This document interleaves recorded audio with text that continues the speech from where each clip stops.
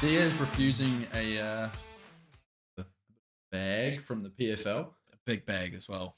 10 mil It's rumored to have been on the table. yeah, and maybe he's got like a gentleman's agreement with the UFC, bit of an under the table handshake. I hope so. I want to see him return. I still want to see Nick Diaz return. I saw a post on his Instagram in the last week of him like looking in pretty Yeah, decent I think I shape saw and it. then tagging Dana or something underneath saying he's ready to come I back. mean, But yeah, if he came back at like full effort, full attention to the sport, maybe. But like that last fight that he had was last night was embarrassing. it was, and even Nate, like I think Nate could fight until he dies. Like he is one of those people, but he's not going to beat any of the top guys. That's right. So go to the PFL, take your bag, man. Mm. 10 mil to fight Jake Paul in MMA, unless you're a little bit Oh, was it worried. an MMA? I thought it was another Yeah, boxing in event. MMA. Oh This wow, 10 mil, the 10 mil offer is for an MMA fight. Jake it's wants to fight him in crazy. MMA. And it's the PFL owner, I believe it was on Ariel Helwani's show. The PFL owner was on there saying, we have offered him 10 mil, confirming Jake wants to do it, but Nate doesn't want it. Yeah, I can kind of understand where Diaz is coming from, though. I mean, it's a lot of money. Good That's risk. but it's not all it's not all about money. The boxing fight, I guess, Mm. made more sense. Nate hadn't done something like that. Jake has never really fought. I mean, he's fought Tommy Fury, and if you want to call him a high level boxer, you can piss off. But like, he's a great boxer. Don't get me wrong, but he's not He's not. someone. He's not world class. No, he's not world class, Not at all, especially after that and KSI fight. therefore Jake at this current point in time is not a world class boxer. No, So Nate no, Diaz no. going in there and boxing him, that made a lot of sense. Whereas MMA, if I was Nate refusing this fight, the only real reason I could think of is he's kind of sitting there thinking, well, what has Jake done in MMA to deserve fighting me? But Like Nate Diaz is a legend in the sport. but it's a chance to shut Nate Diaz, shut up Jake Paul, right?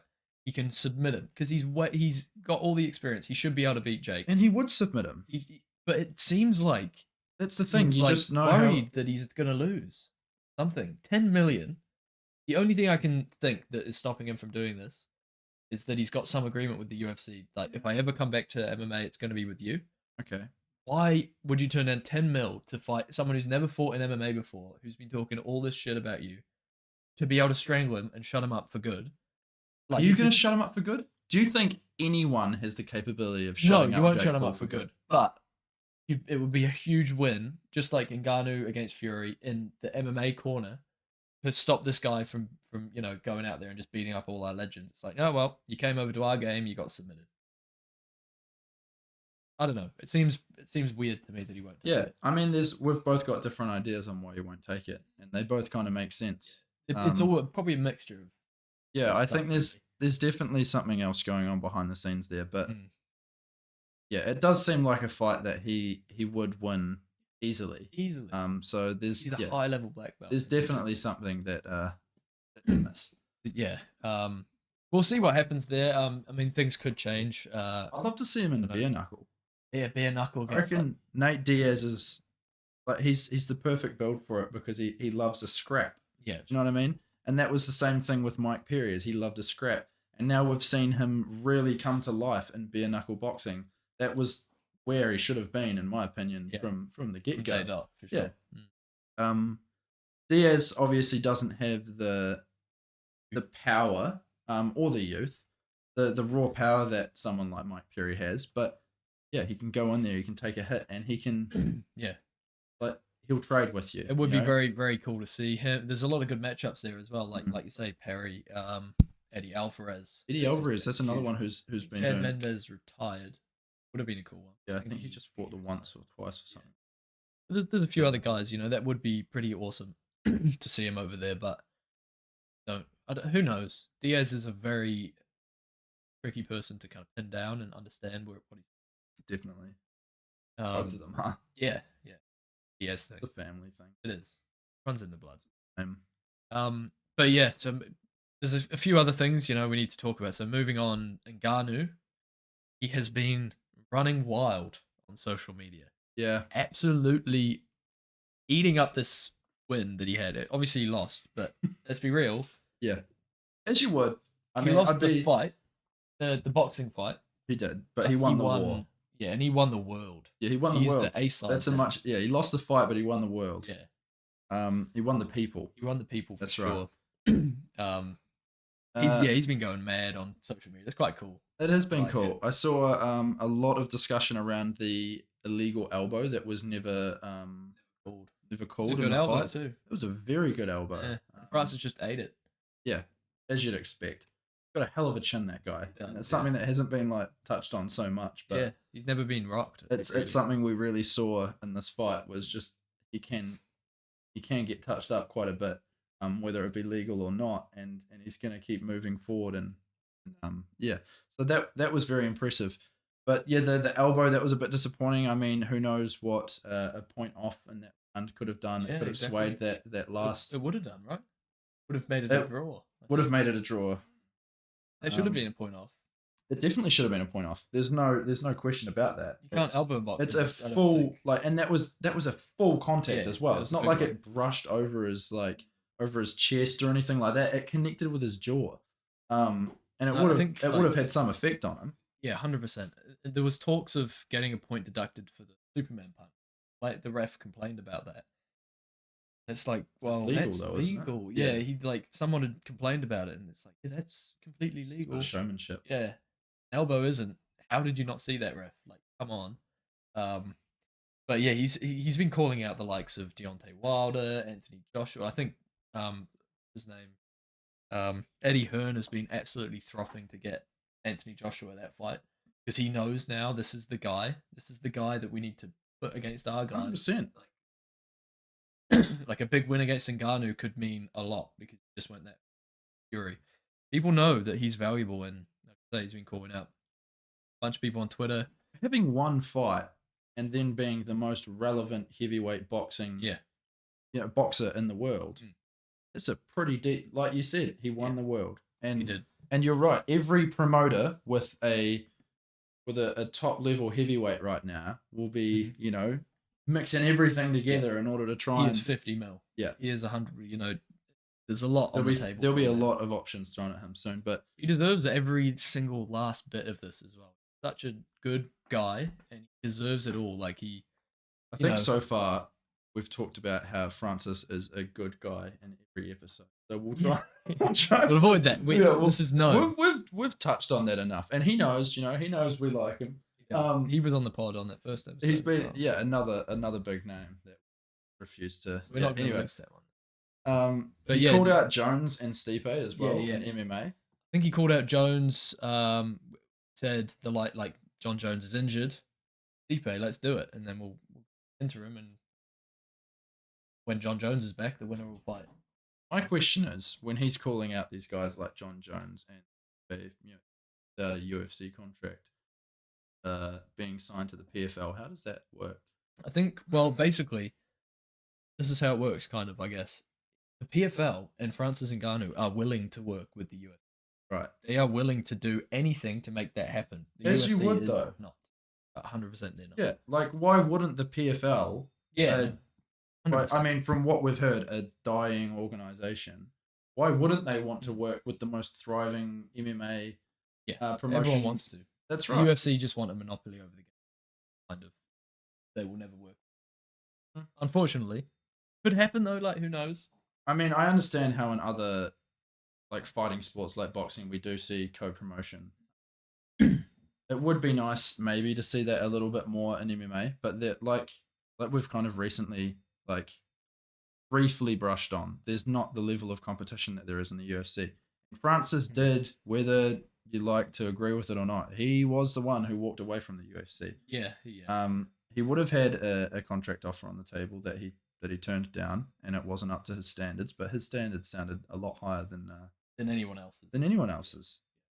I mean, how can you have, they've got hundreds, if not like in the low like 1,000. I think they've got over 1,000. I think it's like somewhere around 1,200 or something, isn't it? Fighters signed to their.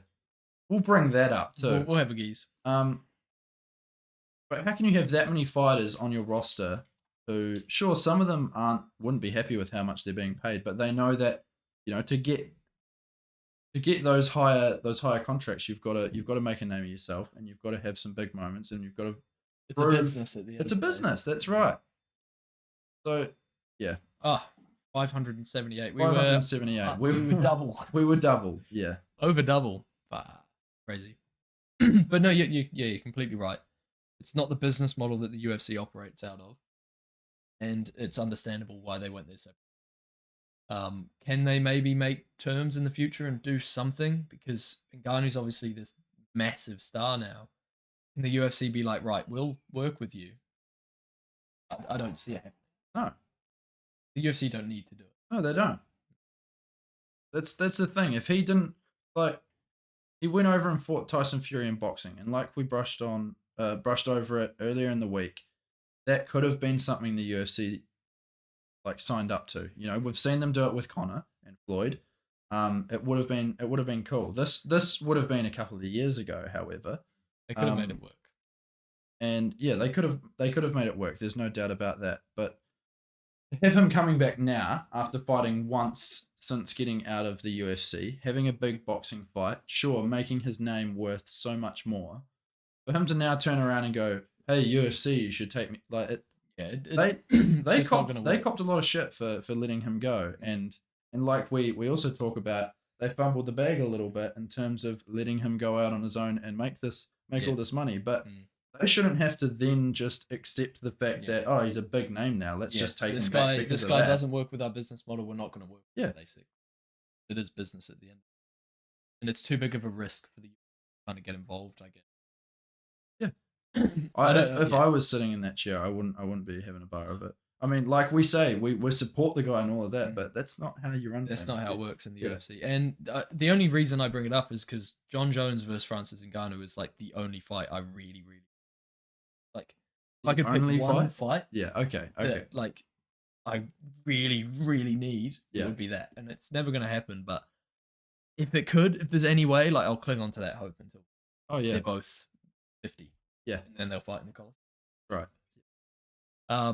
It'll be a we'll combat corner sanctioned event. Yes, it will. By then, we're going to take over. We'll move on. Izzy, we did touch on this, I believe, earlier. Pod. He's confirming that the 2027 thing was a troll. Yeah. He was trolling.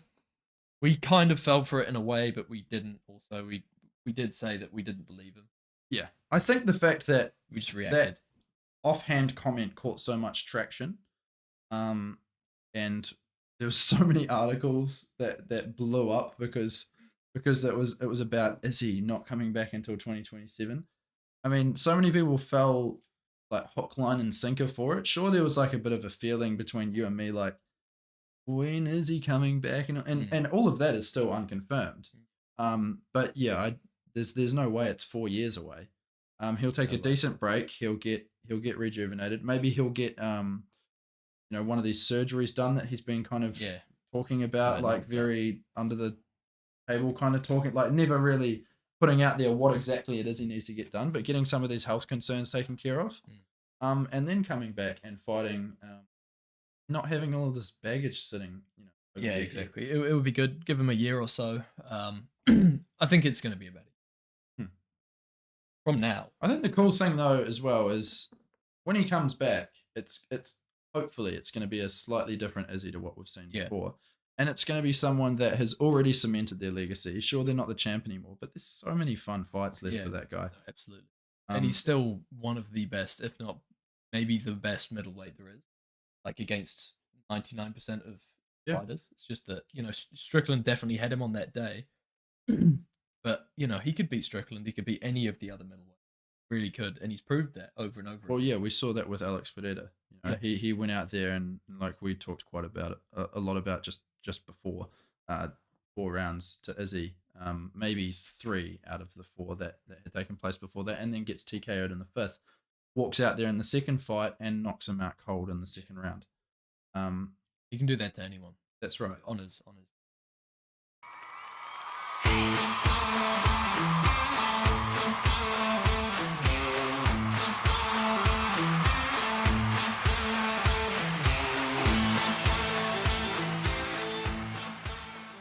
Hey guys, thank you very much for watching this short episode of Combat Corner. If you like what you see, we've got lots of long form content below and lots of other videos like this, so feel free to go along and check it out. We really appreciate all your support. Thanks again for watching. Thank you very much. Like, subscribe, comment, share it around. Have a good day. Peace.